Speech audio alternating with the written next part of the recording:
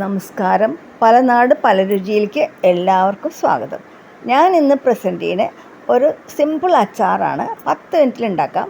പച്ചമുളക് കൊണ്ടാണ് ഉണ്ടാക്കുന്നത്. ഇത് ഒരു നോർത്ത് ഇന്ത്യൻ പിക്കിളാണ്, രാജസ്ഥാനി പിക്കിളാണ്. അതിൻ്റെ രാജസ്ഥാനി മസാലയാണ് ഇതിൻ്റെ കൂട്ട്. ആദ്യം നമ്മൾ ഈ പച്ചമുളക് കഴുകി ഡ്രൈ ചെയ്ത് ചെറുതാക്കി നറുക്കി വെച്ച് അതിൽ കുറച്ച് ഉപ്പും 2 ചെറുനാരങ്ങയുടെ ജ്യൂസും കൂടി മിക്സ് ചെയ്ത് വെക്കും. എന്നിട്ട് മസാലകളാണ് പിന്നെ ചേർക്കേണ്ടത്.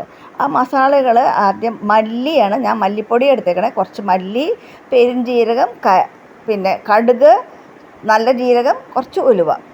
പെരുംജീരകവും കടുകും 2 സ്പൂണാണ് ഞാൻ എടുത്തേക്കണേ. മല്ലിയും അതുപോലെ തന്നെയാണ്. പിന്നെ കുറച്ച് കാശ്മീരി മുളക് പൊടി, സാധാരണ മുളക് പൊടി, കുറച്ച് കരിഞ്ജീരകം, 1 സ്പൂൺ കരിഞ്ജീരകം, കുറച്ച് റോക്ക് സോൾട്ട്. ഇതൊക്കെയാണ് ഇതിൻ്റെ ചേർത്തേണ്ടത്. നമ്മൾ ഈ മസാലകൾ, ഈ പെരുംജീരകവും കടുകും പിന്നെ മല്ലിയും ഉലുവയും കായവും ഇത് നല്ലോണം ഡ്രൈ റോസ്റ്റ് ചെയ്തിട്ട് തരിതരിപ്പായിട്ട് പൊടിച്ചെടുക്കണം. കായത്തിൽ കുറച്ച് എണ്ണ ഒഴിച്ച് വറുത്താൽ അത് പൊടിയുള്ളൂ. അപ്പോൾ കുറച്ച് 1 ടീസ്പൂൺ എണ്ണയിൽ റോസ്റ്റ് ചെയ്യാം. അപ്പോൾ നമ്മൾ ഈ നാരങ്ങ ജ്യൂസ് മിക്സ് ചെയ്ത് വെച്ചേക്കണ പച്ചമുളകിലേക്ക് ഈ കാശ്മീരി മുളക് പൊടിയും മറ്റേ മുളക് പൊടിയും പിന്നെ കരിഞ്ജീരകവും റോക്ക് സോൾട്ടും ആദ്യം മിക്സ് ചെയ്യും. ആ നാരങ്ങയുടെ ജ്യൂസ് ഉള്ളത് കാരണം കുറച്ചൊരു ലിക്വിഡായിട്ടിരിക്കും. അതിലേക്ക് ഇത് നല്ലോണം മിക്സ് ആയിക്കഴിഞ്ഞാൽ പിന്നെ നമ്മുടെ മസാലപ്പൊടി, പൊടിച്ച് വെച്ചേക്കണം മസാലപ്പൊടി ചേർക്കും. അത് നല്ലോണം മിക്സ് ചെയ്യണം. അത് കുറച്ച് നാരങ്ങ ജ്യൂസ് കുറവാണെങ്കിലും അത് സാരമില്ല, നല്ലോണം മിക്സ് ചെയ്തെടുത്താൽ മതി.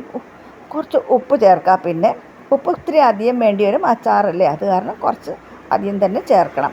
നേരത്തെ ഒരു സ്പൂൺ നേരത്തെ ചേർത്തതാണെന്ന് ഓർമ്മ വേണം.